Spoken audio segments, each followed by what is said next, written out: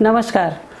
आज मैं आप लोगों के लिए एक ऐसा सब्जेक्ट लेकर आई हूँ जिस पे हम लोग रोज़ चर्चा कर रहे हैं। और आप लोगों ने देखा होगा कि हमारे मोबाइल पे सुबह से ही good morning, good night, good afternoon ये सारी चीज़ें आती रहती हैं। बहुत सारा कचरा जो हम अपना कचरा दूसरे के मोबाइल पे उड़ेलते रहते हैं और दूसरा हम लोगों के मोबाइल पे।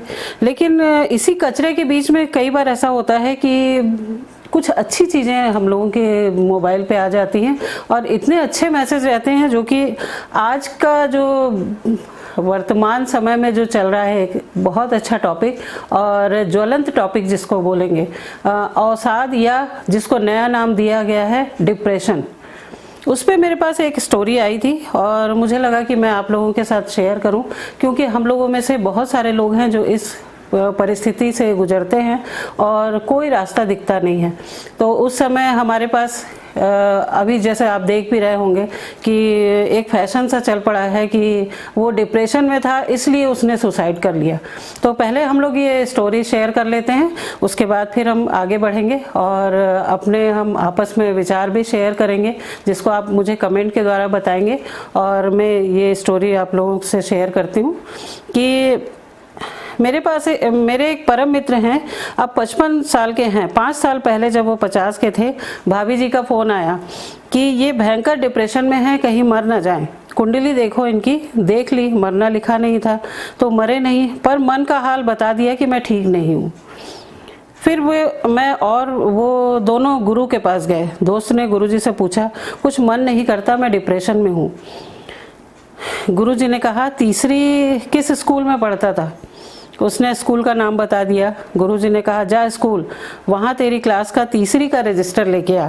जो बच्चों के नाम उस रजिस्टर में लिखे हैं 5 दिन में मुझे आकर सबका हाल बताना। हालांकि 5 दिन में पॉसिबल नहीं हो सकता, कुछ दिन लगे होंगे। दोस्त गया, रजिस्टर लेकर आया और 3 दिन तक घूमा। रजिस्टर लाया, 3 दिन तक घूमा। आश्चर्य, उसमें से 20% लोग मर चुके थे। 20% लड़कियां विधवा या तलाकशुदा थी। 15% नशेड़ी निकले जो बात करने के लायक ही नहीं थे। कुछ का पता ही नहीं चला कि अब वो कहाँ हैं। 5% इतने गरीब निकले कि पूछो मत। 5% इतने अमीर निकले कि क्या कहना। कुछ लकवा या कैंसर या दिल के रोगी निकले। कुछ एक्सीडेंट्स में हाथ पांव या रीढ़ की हड्डी में चोट ले बिस्तर पर थे।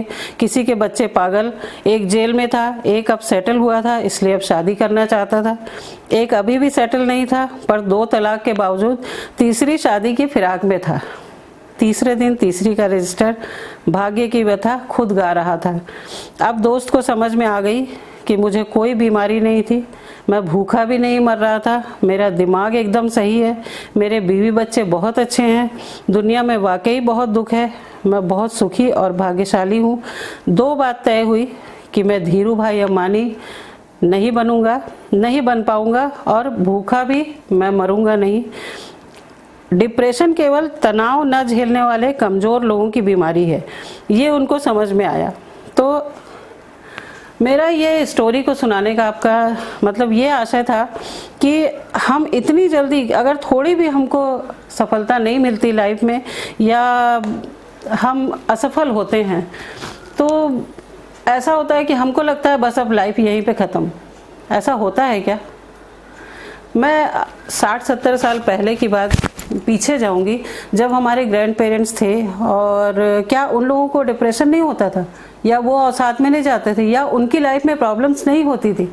तो पहले, आज के कई साल पहले जब हमारे ग्रैंड पेरेंट्स थे, उस समय ये आत्महत्या या डिप्रेशन या ये सारी चीज़ें जो नए नए वर्ड हमको, जिसके कारण आज बहुत सारे सलाहकार लोगों की, डॉक्टर्स की दुकान चल रही है कि हम चले जाते हैं सलाह लेने, और पेरेंट्स भी खुद तो समझ नहीं पाते बच्चों की प्रॉब्लम्स या अपनी प्रॉब्लम्स को कि हम किधर ले जा रहे हैं अपने बच्चों को। सीधे ले जाते हैं किसी काउंसलर के पास कि आप हमारे बच्चे को समझाइए।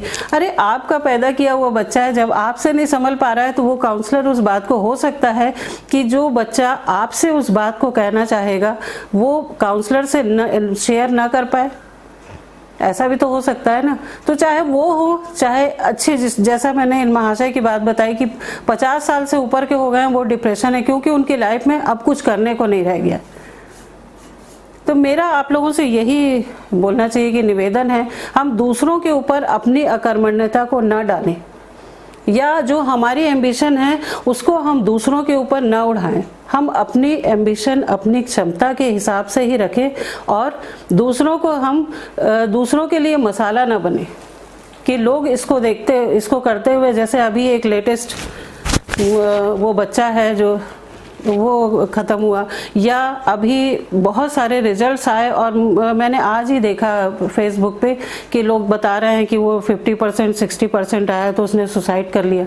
तो आप अपनी क्षमता के हिसाब से अपने आप को आंकिए। और मेरी आप लोगों को अपनी पर्सनल ये सलाह है कि आप पेरेंट्स को भी और बच्चों को भी और जितने भी लोग इस अवसाद से गुजर रहे हैं कि आप अपनी क्षमता के अनुसार अपना काम करिए और उसी काम को खोजिए, या जो 50+ हैं वो अपने रिटायरमेंट के पहले अपनी लाइफ को इस तरीके से पूरा सुनियोजित करें कि आपको आफ्टर रिटायरमेंट फ्रस्ट्रेशन ना हो या आप अपने बच्चों पे ज़्यादा डिपेंड ना हो।